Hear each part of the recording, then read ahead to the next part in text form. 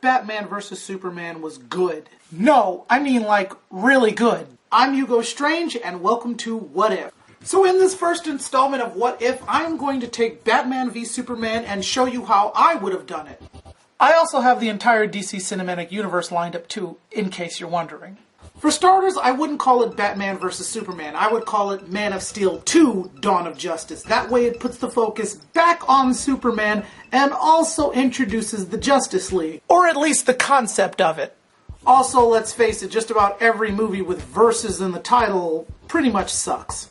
So yes, there will be no Batman fighting Superman.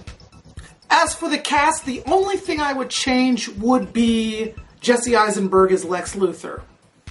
The person who I would get to play Lex Luthor would be Billy Zane. I mean, look at the guy. He looks pretty much like Lex Luthor. And Billy Zane is really good at playing douchebags. If you haven't seen Titanic, I suggest you go watch it and then tell me I'm wrong. Also, sadly, there will be no Wonder Woman. Yes, I know she was the best part in that movie, but bear with me, there will be no Wonder Woman in this. Just Batman, just Superman. So let's begin. This movie takes place 2 years after the events of Man of Steel. Superman has all but helped rebuild Metropolis as a way to atone for causing so much damage. At this point in time, everybody loves Superman. I mean, he's hauling construction goods on his back, he's reading to sick kids, he's building houses, he's really helping out rebuild Metropolis. And he's even, sitting down and eating lunch with construction workers. Because at the end of the day, Superman's a blue-collar kind of guy.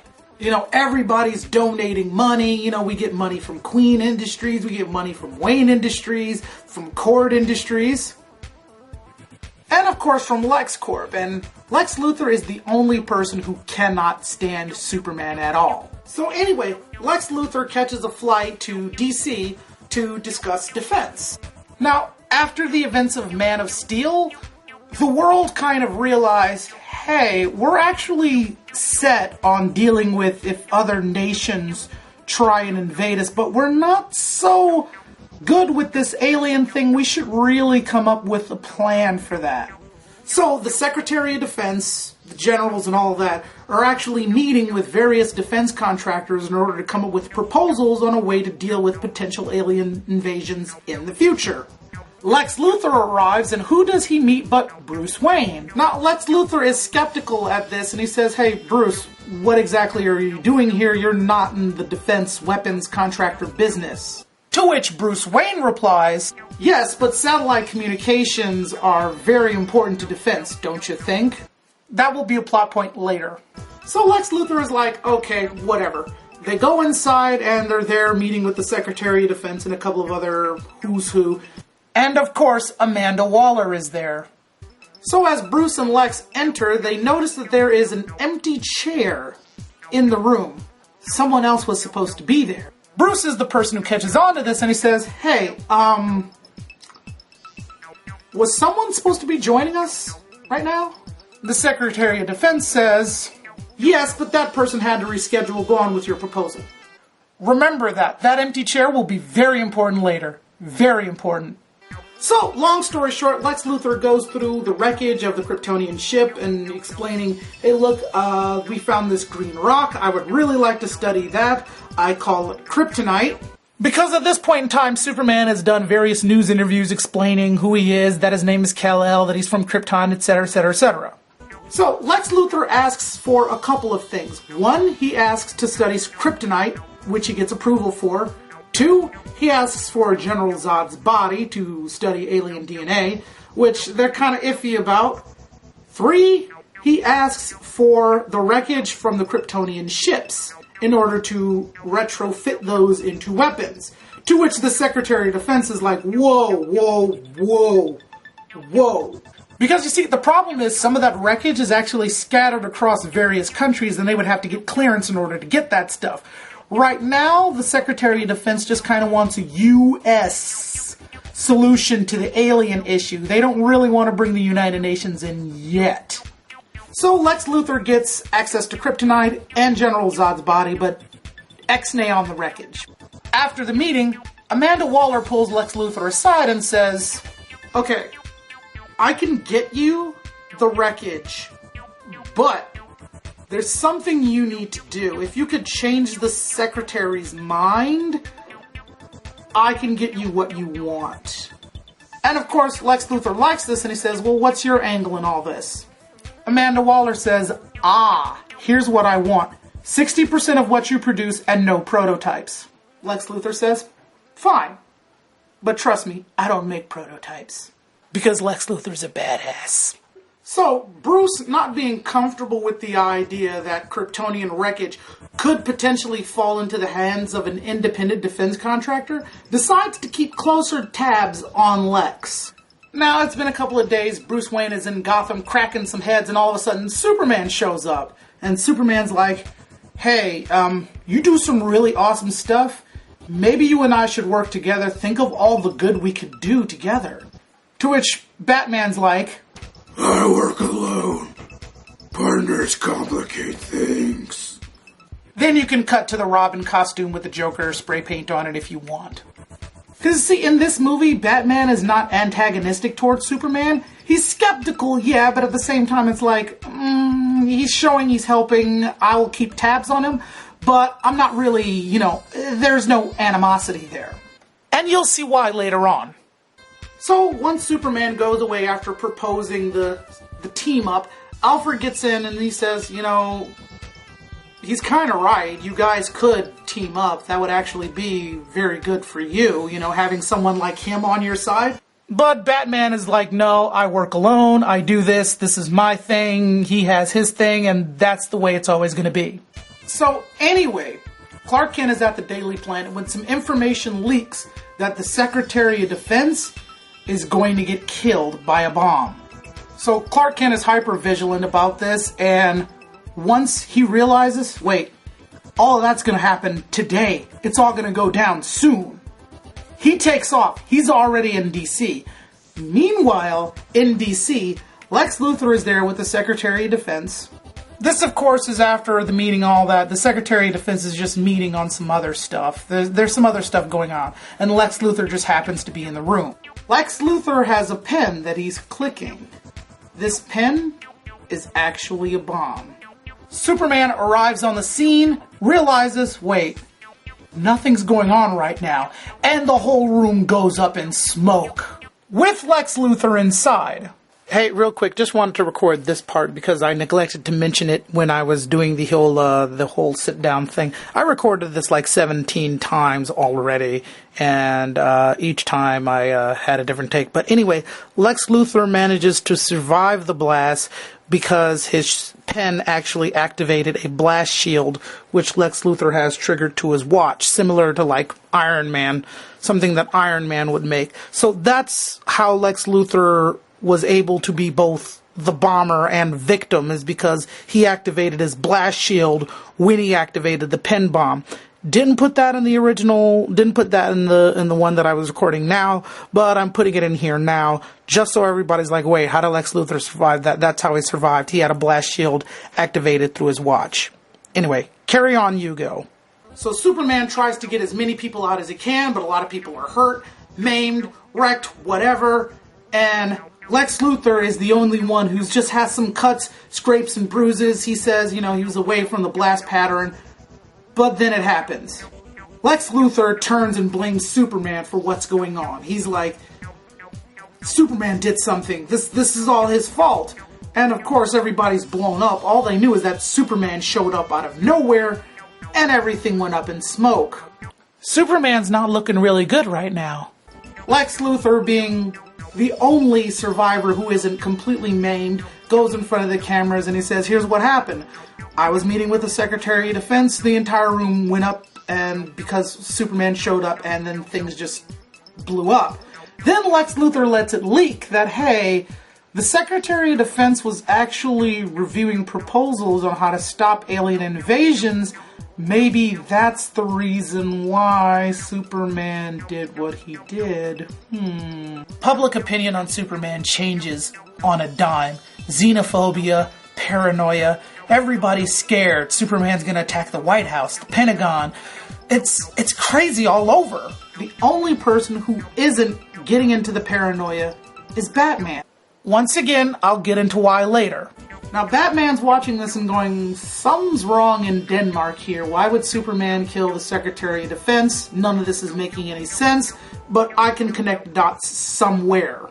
Meanwhile, Clark Kent is at the Daily Planet trying to salvage Superman's reputation, and nobody's having any of it. Perry White is putting out story after story that Superman's a menace, or Superman, they were wrong about him and everything, and Clark just doesn't know what to do with himself. I mean, after all, he spent 2 years trying to win these people's trust, and all of a sudden it's going away again. So, Clark asked Lois, hey, call your father and see what's going down. Because Lois's father is a general. Just saying. So Lois calls up her dad and says, hey, Dad, what's going on? What are they going to do about Superman? And that's when General Lane tells her, Superman, at this point in time, is public enemy number 1. Clark flies off. He goes back to Kansas to talk to his mom. She tells him that, well, these people need to learn how to trust you. They need to believe in you. You're their symbol. They need something to believe in, and they need some way to trust you. So Clark decides, I guess I gotta do what I gotta do. Once again, he dons the cape, puts the S on, and he turns himself in. Well, Superman is on a bus being hauled off to prison when all of a sudden the truck stops.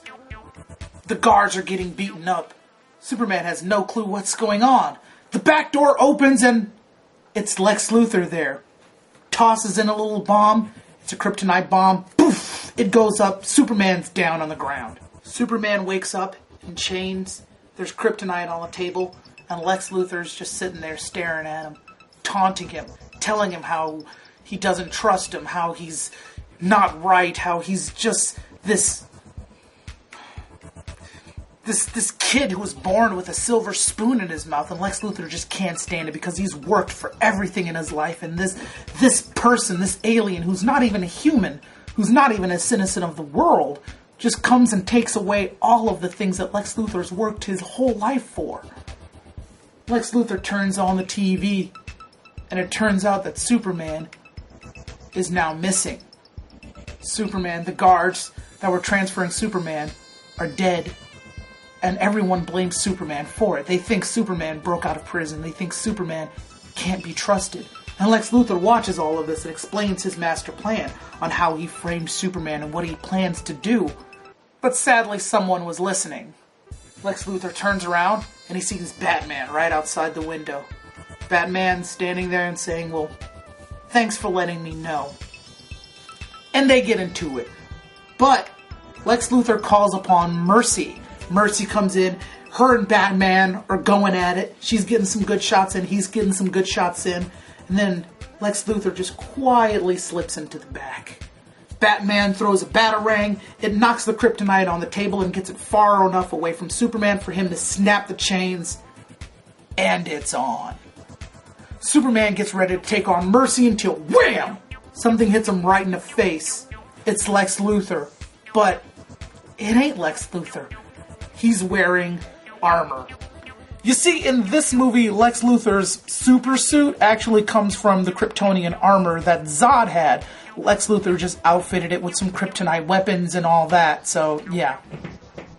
Superman's never been hit like that before, except for by Zod. And he looks at Lex Luthor and he sees the Kryptonian armor, and Superman knows what the deal is. So now, Batman and Superman are fighting Lex Luthor, and they're doing terrible. They don't know what they're doing. Superman's flying into Batman. Batman is missing with his batarangs. Lex Luthor's just knocking him down left and right.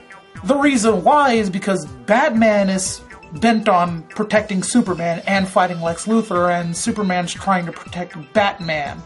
And sadly, those two things don't work when you're getting your butts handed to you. So Lex Luthor finally grabs Batman and just hurls him out of the window.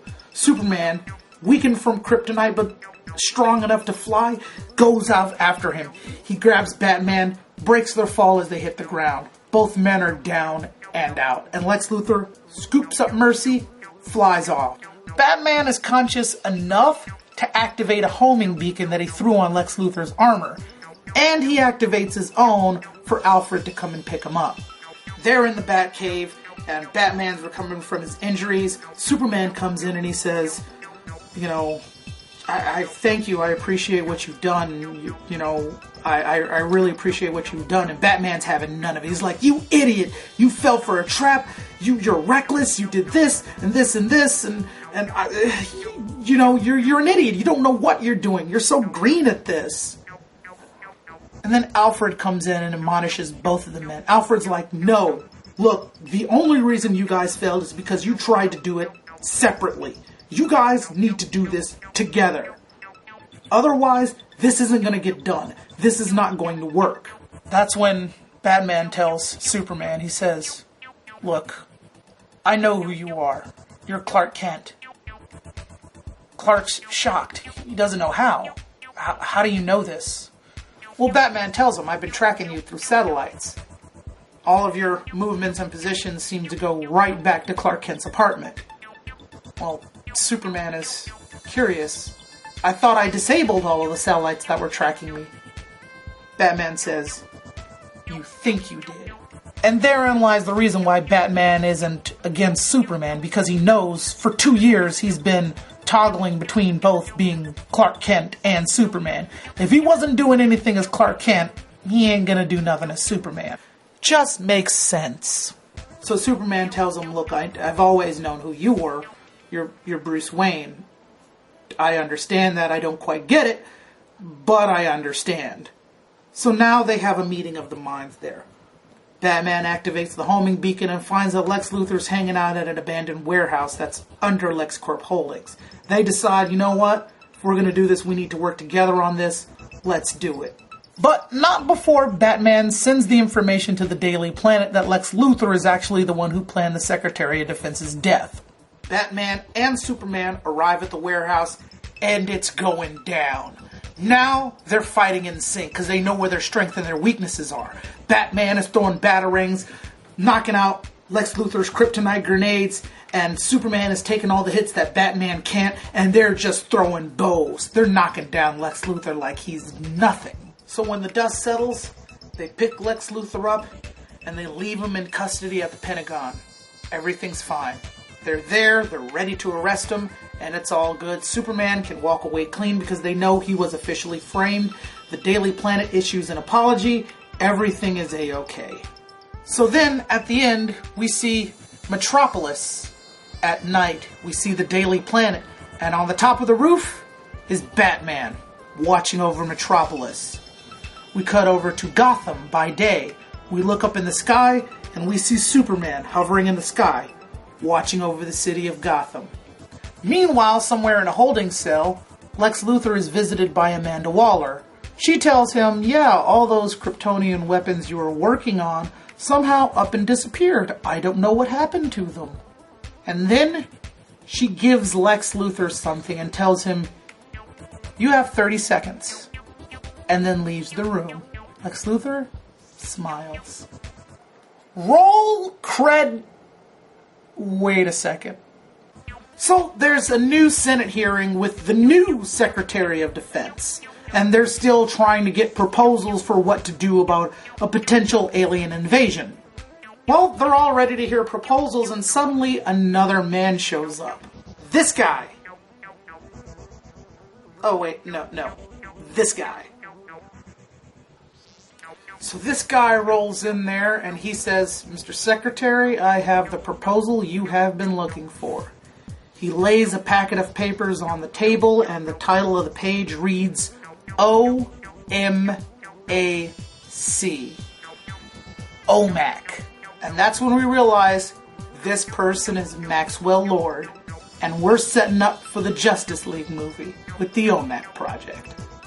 Whew! Well, there you go. This was a long video, but I finally managed to do it. Anyway, I have a more in-depth version of it on my blog. You guys can check that out. There's pictures and all that there. You guys can look at all that. Also, I've done this for the entire Justice League, or for the entire DC Cinematic Universe. So if you'd like to see how I would do it, like, comment, subscribe, all that good stuff. Leave a comment, let me know what you think of this, and I'll tell you what I'll do for Cyborg, for Green Lantern, for Batman, for Aquaman, The Flash, and finally, both Justice League movies leading into Shazam and a couple of other things.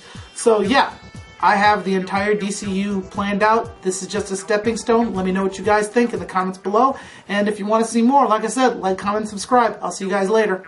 Peace.